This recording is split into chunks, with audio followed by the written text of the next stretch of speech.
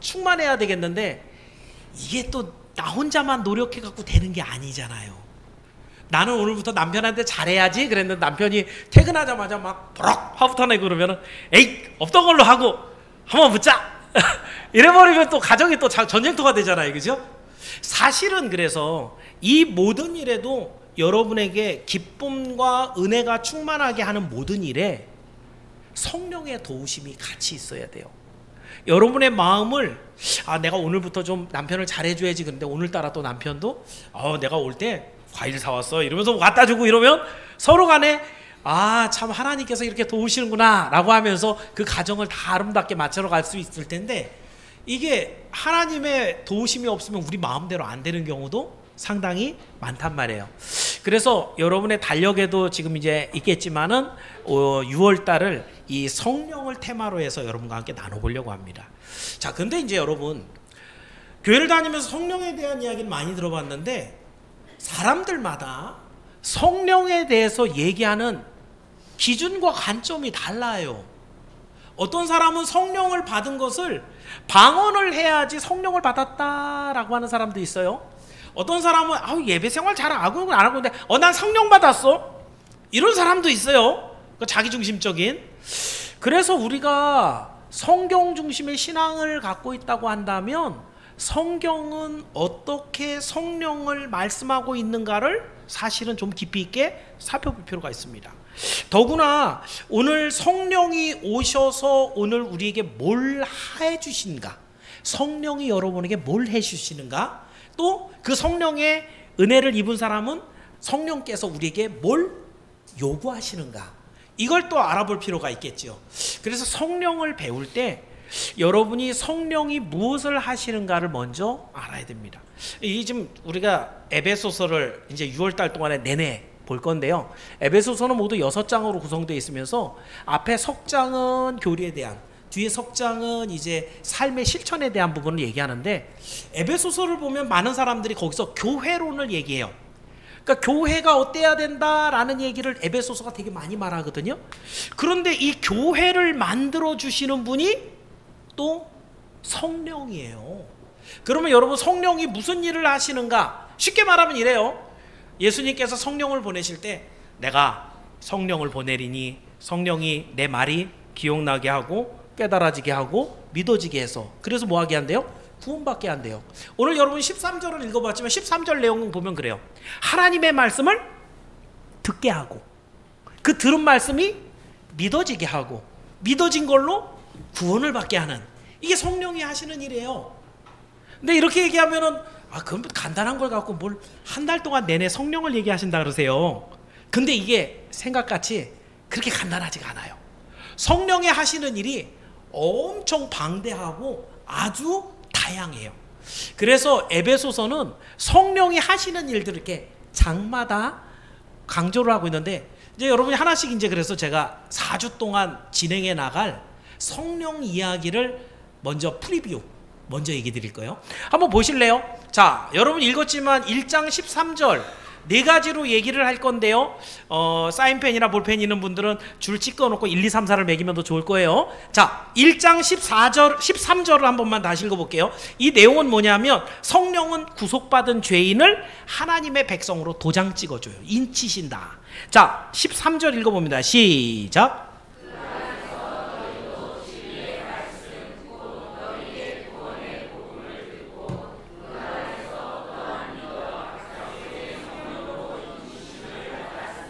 그러니까 성령이 뭐 하신대요?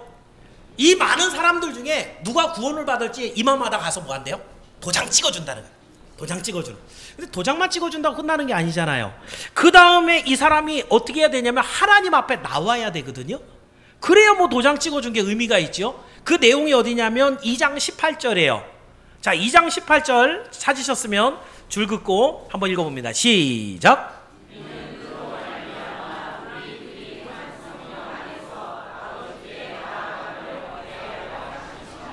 그러니까 성령은 뭐 하시는 분이에요? 여러분이 하나님 형상대로 만들어졌는데 그 본래이신 하나님께 여러분을 나아가게 하는 거예요. 성령이 아니면 못 나가는 거예요. 성령이 여러분을 붙잡고 하나님 앞에 데려간다는 거예요. 그럼 하나님 앞에 가면 다 끝나요? 또 아니겠죠, 그죠? 성령이 하나님 앞에 데리고 가면 그 데려간 사람을 성령이 마음의 속사람을 바꿔버립니다. 속사람을 강건케 한다는데 내용은 3장 16절이에요. 자, 3장 16절을 한번 읽어봅니다. 같이 읽습니다. 시작.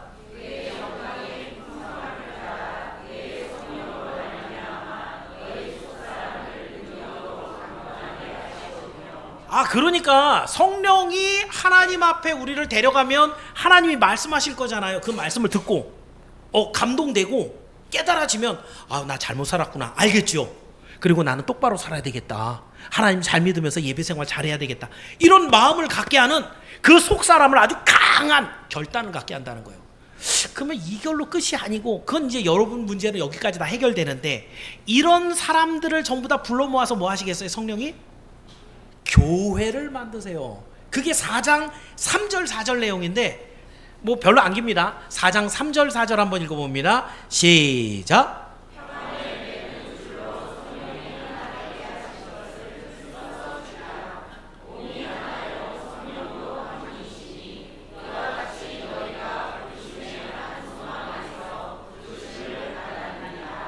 교회라는 단어는 안 나왔죠. 그죠? 그렇지만 이렇게 몸이 하나고 성령이 하나서 너희가 부르심의 한 소망 안에 다 부름을 받았다.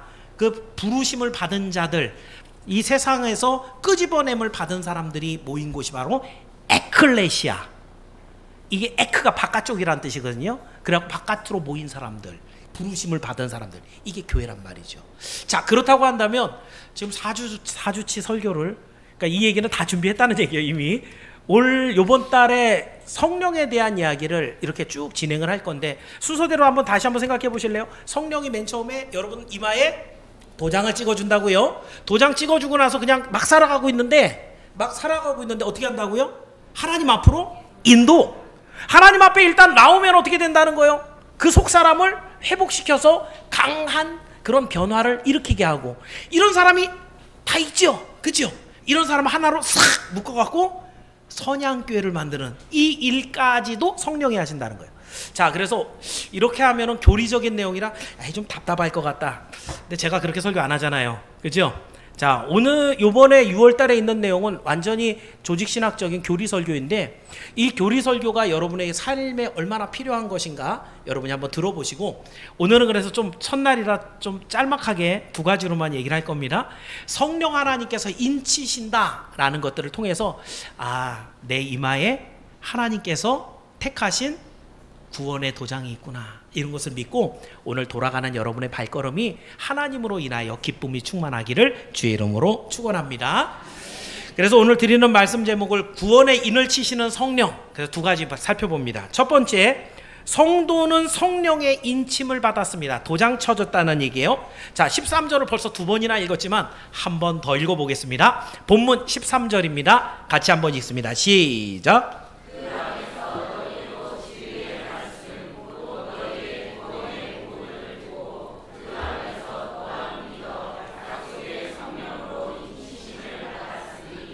그러니까 잘 한번 따라가 보세요. 그 안에서 너희도 뭘 받아요? 진리의 말씀. 이 말씀을 듣게 하셔요. 지금 이 얘기는 여러분이 잘 생각해 보셔야 돼요. 이 자리에 앉아 있으면 제 목소리가 들리시죠? 그죠? 근데 다 듣는 건 아니에요. 하나님의 말씀으로 내 마음에 새기는 사람은 그 말씀을 듣는 거예요. 근데 그게 들려지는 게 누가 하는 거예요? 성령이 하신다는 거예요. 숱한 많은 시간을 말씀을 듣고 예배를 드렸는데 하나도 모르는 사람도 있어요. 성령이 역사 안 하기 때문에. 그 성령이 그 말씀을 듣게 하는 것부터가 시작이에요. 그 다음에 그 말씀을 듣고 나니까 어떻게 된대요? 구원의 복음을 듣고 그게 어떻게 돼요? 믿어져서. 그러니까 목사님들 중에서 신학교를 졸업했는데 믿음이 없는 분도 있어요. 성경은 너무 많이 알아요. 그 안에 담고 있는 과거의 일들 이런 거 다 알아요. 근데 믿음이 없어요. 여러분 이해가 안 갈 거예요. 어떻게 신학교를 졸업했는데 안 믿어지지? 믿음이라는 게 뭐예요? 예수가 그리스도인 거를 고백하고 믿는 거죠.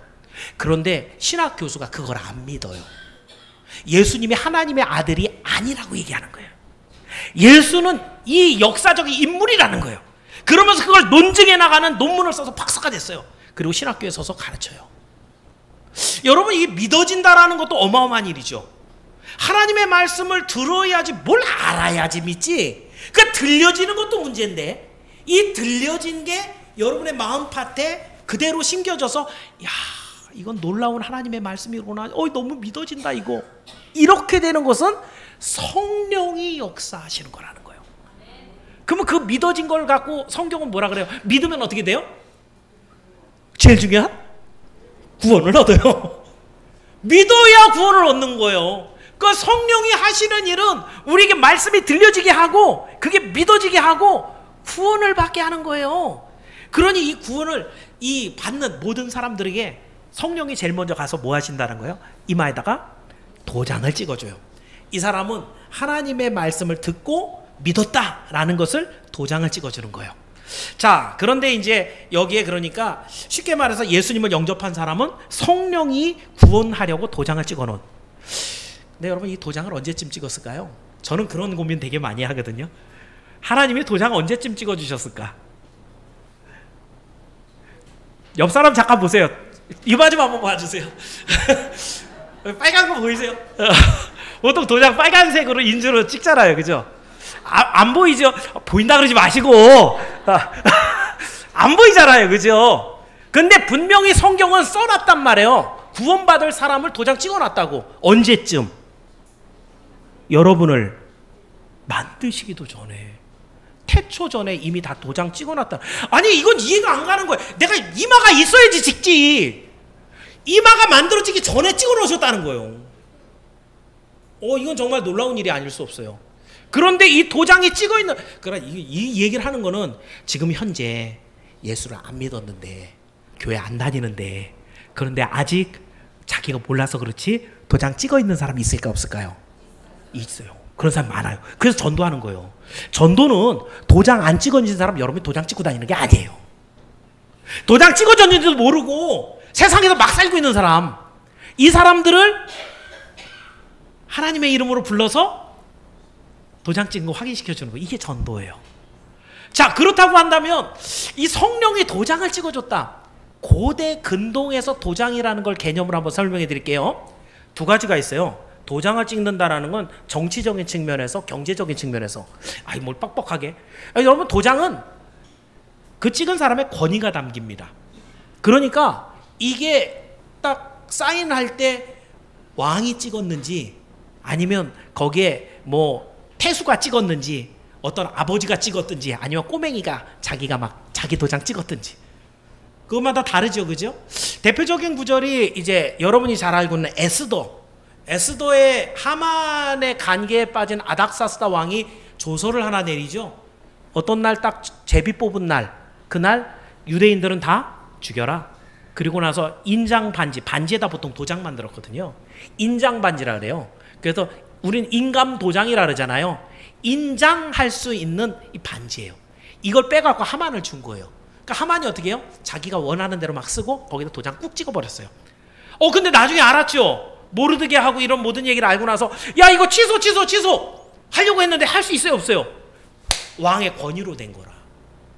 이거는 변개할 수가 없어요. 바꿔치기 할 수가 없어요. 그리고 이 바벨론 도가 얼마나 넓은지 인도서부터 팔레스타인 끝까지 그게 다 제국의 크기였어요. 그러니까 그 조서가 어디 나갔는지도 모르잖아요. 그죠? 이거 어떻게 뒤집을 거예요? 거기 있는 사람 유대인도 죽을 텐데. 이거를 하기 위해서 어떻게 해요? 더 강력한 공문서를 만들어갖고, 그 공문서 내용은 뭐예요? 모르드게가 쓰게 하죠. 유대인들을 미워하는 사람을 그 전날 다 죽이는 거예요.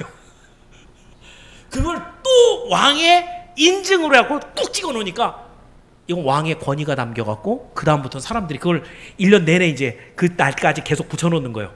이스라엘 사람들을 미워하는 사람 누구야? 미리 보는 거죠. 정한 날짜에 잡아다 그냥 죽이는 거예요. 그러니까 이런 과거의 고대 근동의 도장이라는 얘기는 찍은 분의 권위가 담긴 거예요. 신약으로 넘어가 볼까요? 요한계시록. 사도 요한이 이 두루마리 그 책이 하나 있는데 거기에 도장이 7개가 쾅쾅쾅쾅쾅쾅 박혀 있어요. 근데 거기에 분명히 되게 중요한 내용이 써 있는 거예요. 그러니까 그거 어떻게 해야 돼요? 뜯어갖고 읽어야 되는데 이게 도장이 7개 박혀 있다는 건 뭐예요? 이거 함부로 뜯지 마 이거거든요. 이거 누가 뜯을 수 있어요? 권위가 있어야 돼요. 이거 내가 책임질게 띄어. 이럴 사람이 뛸 수 있는 거예요. 근데 사도 요한이 보니까 거룩한 천사도 있고 다 있는데 아무도 안 되는 거야. 이거는 제가 갖고 있는 권위, 제의 어떤 거룩함 이거 갖고 못 뛰는 거예요. 그러니까 사도 요한이 이건 정말 읽어야 되는데 그래서 어떻게 됐대요? 울었다고요. 펑펑 울었어요. 그랬더니 천사가 나와서 다독다독 해주죠. 그러면서 뭐라 그래요? 어린 양이 이 인을 띠실 것이니. 어린 양이 누군데요? 예수 그리스도 하나님의 아들이 떼어버린다 이거예요. 그래갖고 여러분이 알고 있는 요한계시록의 첫 번째 7째 인 사건이 시작이 되는 거예요. 자, 그렇다면 여러분 이 도장의 첫 번째 얘기는 뭐냐면 얼마나 권세 있는 분이 그거를 찍었느냐, 그리고 그 내용은 절대로 변개하지 못하고 누구든지 마음대로 막 뒤집을 수 없다라는 얘기. 자, 경제적인 면에서 뭐예요? 도장은 이게 내 거야, 소유권을 얘기하는 겁니다. 근데 뭐 여러분이 잘 모르는 내용이지만 저는 구약이 제 전공이라 구약 중에 이 예레미야라는 선지자가 있어요. 예레미야 시대에 유다가 멸망합니다. 그러니까 멸망할 조짐이 다 보여요.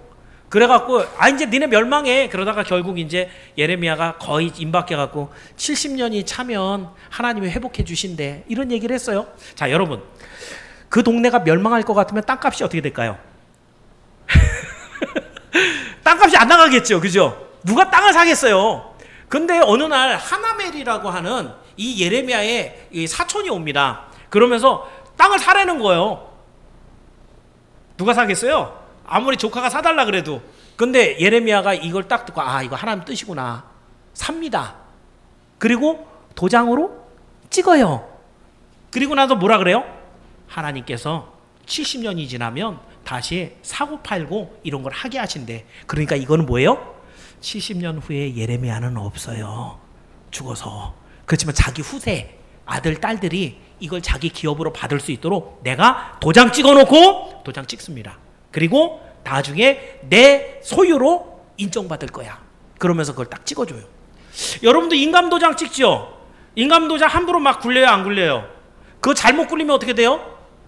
누가 훔쳐가서 만약에 뭐 등기 같은 거 이렇게 뒤집어 놓거나 할 때 사용하면, 요즘에는 그래도 인감이 많이 효과가 없어졌기 때문에 좀 덜하긴 하지만 인감 도장이 정말 중요하다는 걸 알죠. 왜요? 소유권이 넘어간단 말이죠. 넘어왔습니다. 돌아와서 성령이 도장을 찍었다. 두 가지를 그랬죠. 정치적으로 누가 찍은 거예요? 하나님이 찍은 거예요. 이 하나님이 찍은 도장, 여러분의 이마에 이 사람은 구원할 사람이야 이거예요. 이거 찍는데 이게 이제 변한다 안 변한다? 안 변한다는 거예요. 하나님보다 높은 어떤 존재가 와갖고 야 이거 없는 거 이렇게 하기 전에는 이 도장은 절대로 변할 수가 없어요. 더군다나 이 도장은 꾹 찢는 순간 경제적으로 뭐라고요? 내 거야. 하나님이 내 거야 라고 하는 거예요. 어떻게 하나님께 됐어요?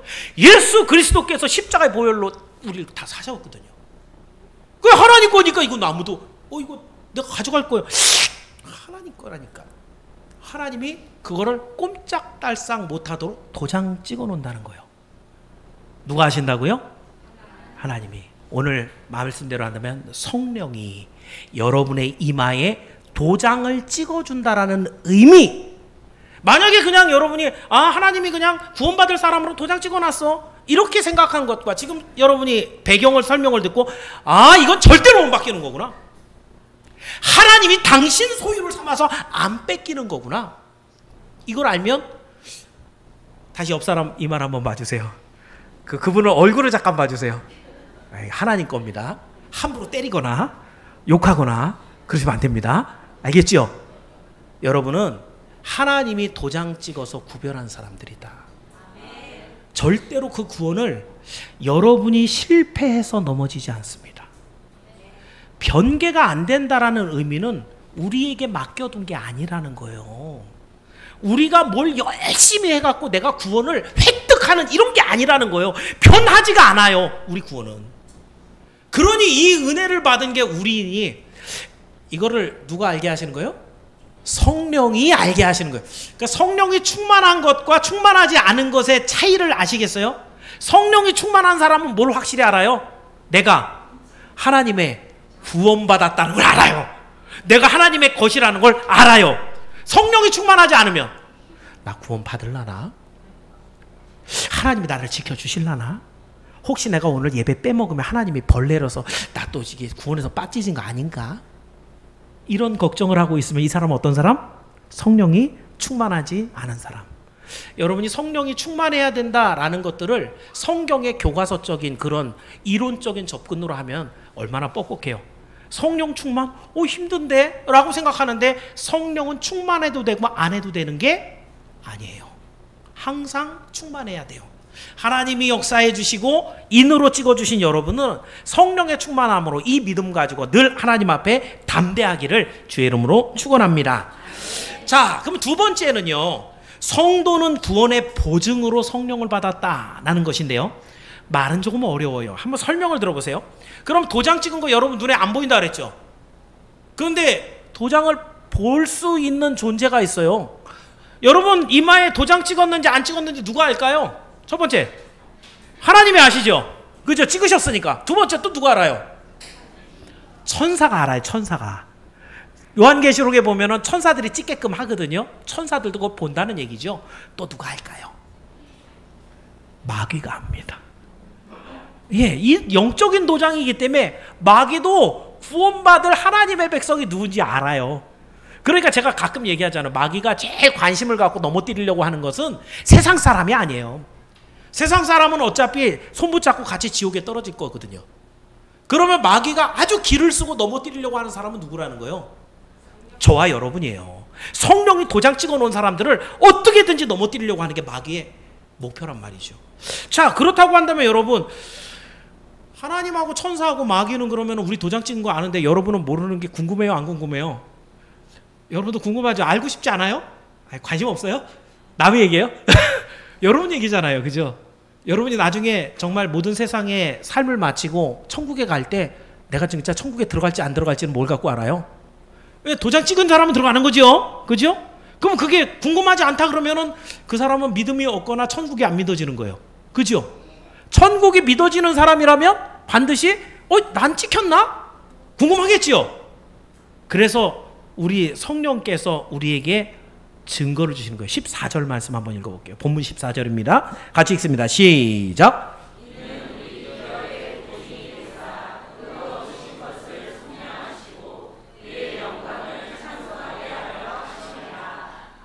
굉장히 좀 뻑뻑한 단어들로 가득 써 있어갖고 이게 뭔 말인지 잘 모르겠지만 하나씩 볼까요?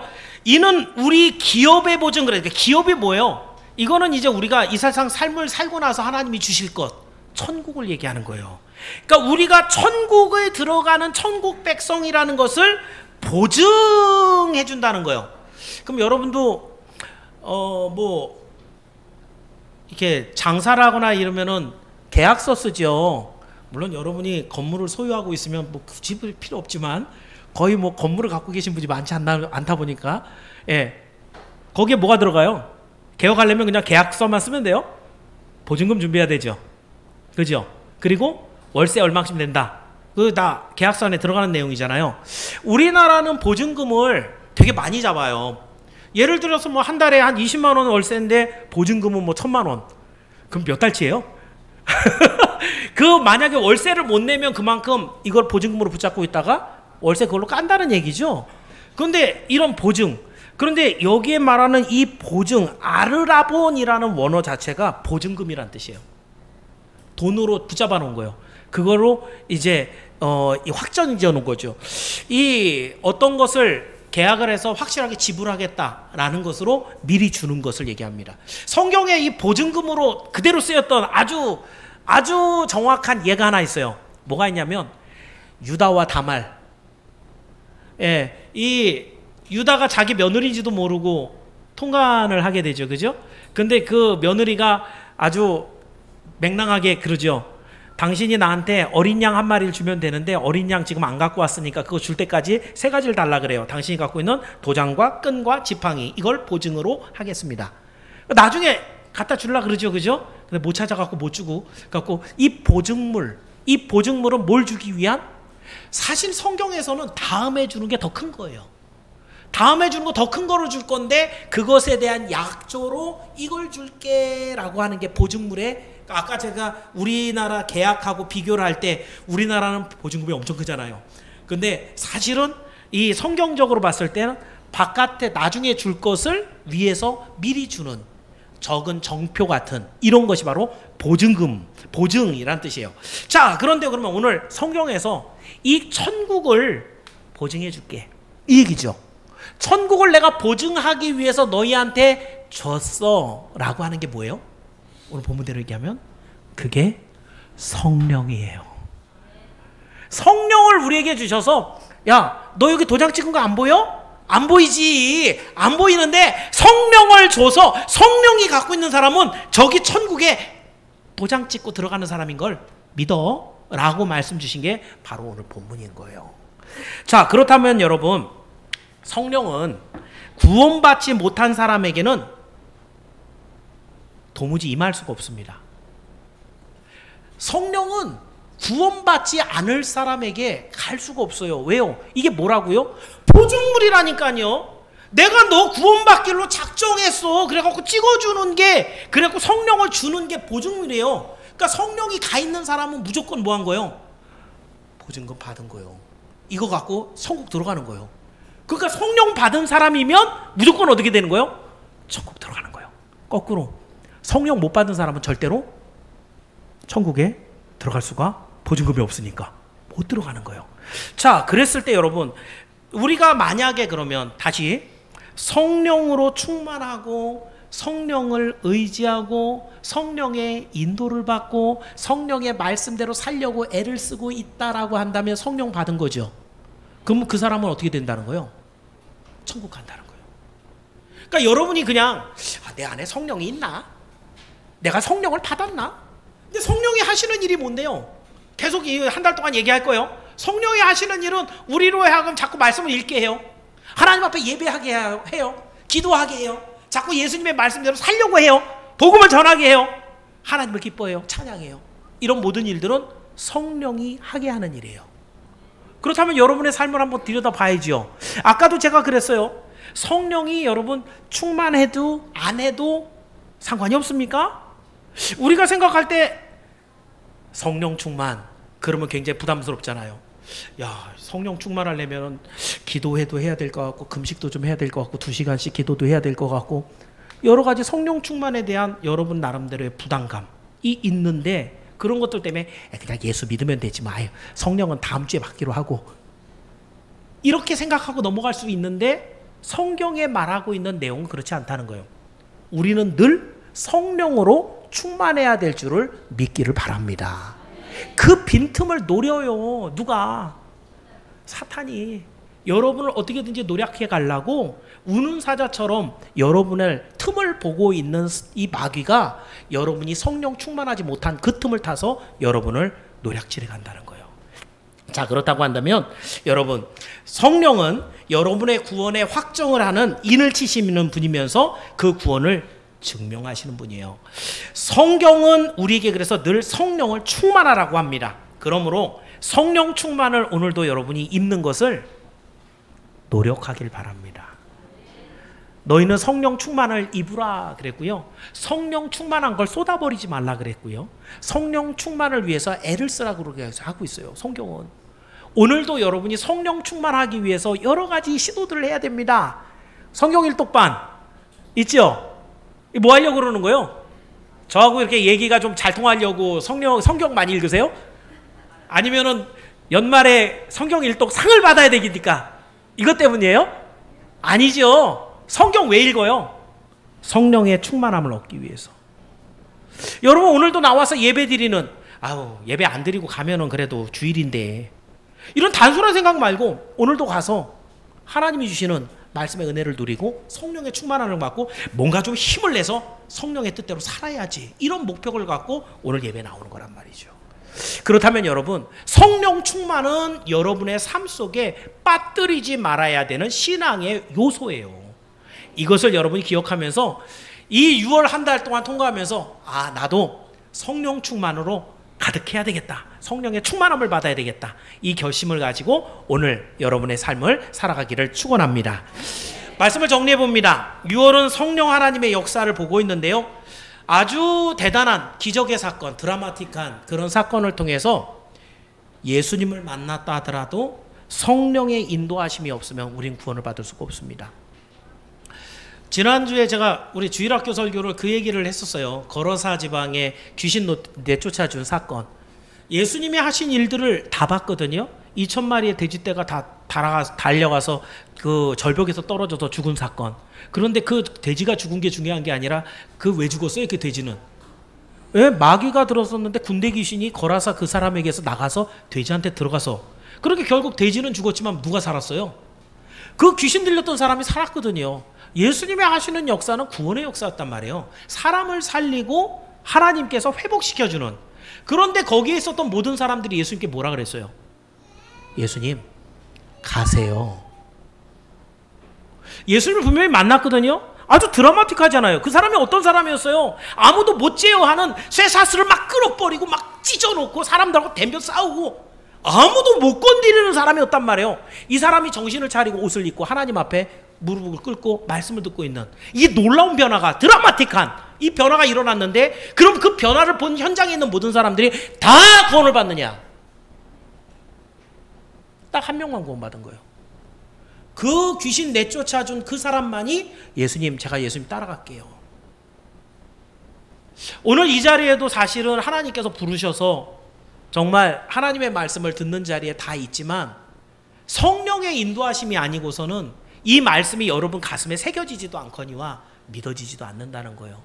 성령의 역사는 우리 구원을 이루는데 아주 절대적인 것이에요.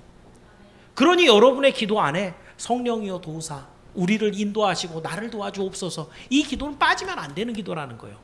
오늘 두 가지 살펴봤습니다. 성령은 여러분에게 구원의 도장을 찍어주는 분이에요. 그게 찍혔는지 안 찍혔는지 잘 모르죠? 그죠? 그래서 여러분에게 성령이 오셔서 뭐예요? 구원의 보증으로 하나님께서 성령을 여러분에게 주신다는 거예요. 그 성령을 갖고 여러분이 오늘 살아가면서 확신 속에 예수 믿고 살아가는 거죠. 그런데 여러분, 이렇게 하나님이 우리를 성령을 보내셔서 얻게 하시는데, 참 제가 이런 거 생각할 때마다 저는 그런 생각이 많아요. 우리 아까 장로님이 예배 인도하시면서 마지막 기도 가실 때 그런 얘기 하셨어요. 나 같은 것을. 근데 오늘날 제가 기독교 우리 성도들의 모습을 보면 좀 안타까운 것이 있어요. 뭐냐면 예수 그리스도로 말미암아 우리가 하나님의 자녀된 거 맞죠? 그죠? 그래서 그 하나님이 우리를 너무 기뻐해서 아바 아버지라고 부르게 하시고 우리가 친히 하나님의 지성소에 쑥 들어가는 거, 이건 다 알아요. 그래서 마치 지금 내가 그런 존귀한 자리에 지금 당장 올라가서 뽀겨도 되는 그런 상태로 자기 자신을 생각하고 있다는 건 굉장히 문제입니다. 오히려 하나님께서 우리는 죄에 의해서 좌절하고 우리 정체성이 하나님의 형상을 닮은 하나님의 자녀의 정체성을 잃어버릴까봐 너희는 구원받았어, 너희는 내 자녀야, 너희는 절대로 도장 찍었기 때문에 변개되지 않아 라고 얘기 주시는 것은 하나님 앞에 지극한 감사를 드리며, 주여 나를 뭘 보시고 이렇게 기뻐하셔서 나를 사랑하셔서 이렇게 자녀 삼아 주셨습니까? 라고 하는 겸손을 받으시기 위함인데, 그 겸손은 냄새도 나지 않고 한 번의 열매도 맺지 못한 채 난 구원받았어, 난 예수 믿으니까 천국 간다니까, 그리고 나서는 아무런 희생도 헌신도 예배도 수고도 없는 그런 삶을 살아가고 있는 거예요. 과연 그 사람이 구원을 받은 사람일까? 목사는 걱정할 수밖에 없어요. 진짜로 성령 받은 사람은 스스로를 겸손하게 낮추는 사람이거든요. 근데 그렇게 겸손하게 낮췄을 때 저는 그런 생각을 한다는 거예요. 나 같은 거를 구원하기 위해서 당신의 독생자를 이 땅에 보내서 피 흘려 죽게 하시고 참 그 바쁜 성령님을 보내갖고 내 고집스러운 마음을 부드럽게 만들어갖고 예수 믿게 하시는 그 모든 번거롭고 귀찮고 아주 신경질 만한 그런 일들을 다 꾹꾹 참아가면서 나를 오늘 믿음의 길로 인도하시는 그 이유가 뭘까? 제가 가지고 있는 질문이었어요. 오늘 설교는 다 끝났지만 마지막 질문이 이 질문에 하나님 도대체 내가 뭐라고 나를 그렇게 사랑하셔서 구원을 하십니까? 라고 하는 질문을 던졌을 때 주시는 답이 출애굽기 19장 5절에 띄워져 있을 것 같은데 19장 5절 띄워져 있나요? 한번 읽어봅시다. 출애굽기 19장 5절입니다. 시작.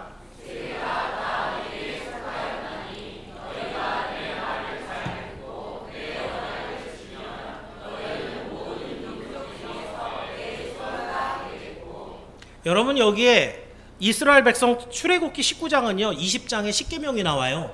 그러니까 어떤 상태인 줄 아시겠죠? 출애굽해갖고 시내산에 막 도착한 정도 초창기라는 얘기예요. 그런데 이스라엘 백성들이 그럼 믿음이 좋아요? 그럴 리 없죠. 이 사람들이 좀 순종해요?